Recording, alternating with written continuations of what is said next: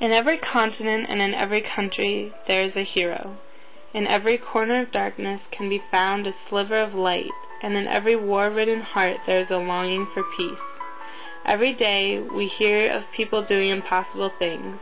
We see them put themselves last, placing others at the center of their lives. Perhaps they preach nonviolence and work silently and gently for civil rights like the great Mahatma Gandhi.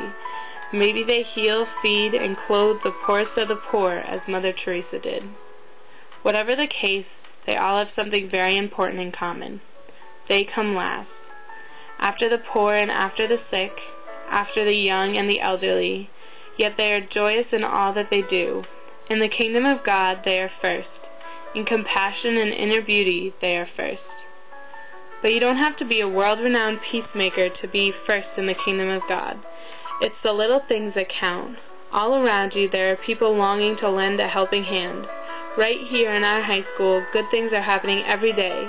In fact, a poll taken right here at STA, 78.95% of the teachers and students asked said they'd rather spend more time helping others, while only 21.05% said they'd rather just focus on themselves.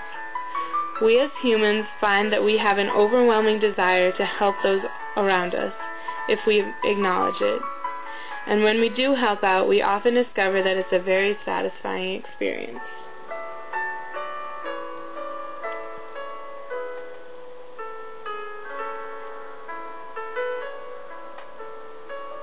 Is it difficult having something that you have to put before yourself all the time?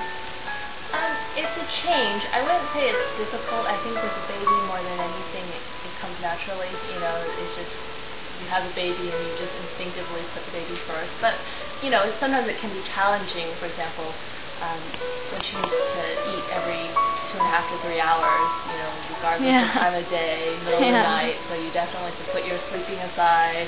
If I'm eating on my own, I gotta put down my food, and you know, she's hungry. You know, that to me is the most obvious point where, you know, she comes first. If she's hungry, anything I'm doing, sleeping, reading, watching TV, eating, anything, I gotta drop everything and put her first. So that can be a challenge.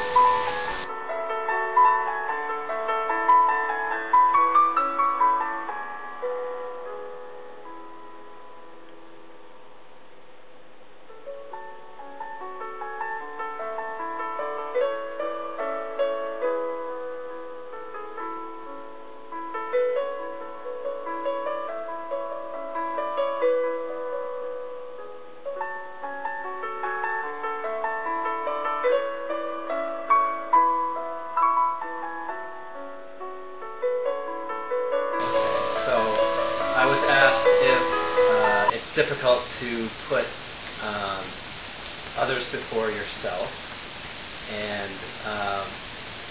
I think in the short term it can be when you have something you want to do and you know that maybe it's not right and you want to, let me rephrase that. In the short term it can be hard because sometimes you have things you want to accomplish and do for yourself immediately.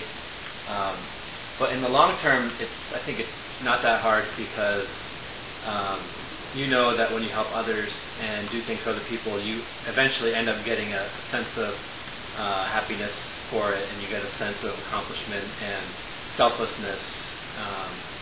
So you could almost argue that doing things for other people first is in a way kind of selfish because you know you're going to feel good about it.